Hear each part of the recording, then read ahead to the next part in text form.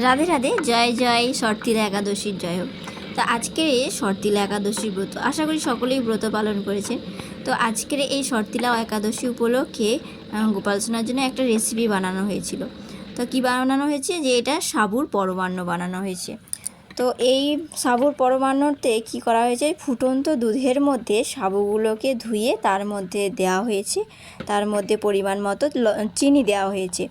আর এই দুধের মধ্যে কখনো কেউ লবণ দেবেন না, কারণ অনেকে লবণ দিয়ে থাকে, কিন্তু দুধের মধ্যে লবণ খাওয়া বা দেওয়া জিনিস খাওয়া সেটা শাস্ত্রে নিষেধ রয়েছে। তো এইভাবে এর মধ্যে ভালো করে টুকটুক করে নাড়তে হবে। নাড়ার পরে যখন এটা ফুটে উঠবে তখন সেটা হালকা করে আঁচ করে দিয়ে তারপরে সেটা পরমান্ন হয়ে যাবে। খুব সুন্দর, খুব কম সময়ের মধ্যে করে নেওয়া যাবে। তো অবশ্যই বাড়িতে করে দেখবেন, কেমন লাগলো অবশ্যই জানাবেন।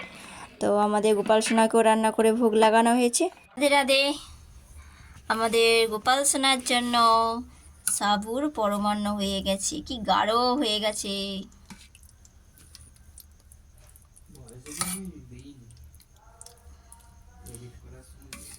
তো এটা একটা একাদশীর রেসিপি বানানো হয়েছে। তো এর পরে একাদশীতে আমরা একটা করে একাদশী রেসিপি বানিয়ে আপনাদেরকে শেয়ার করব।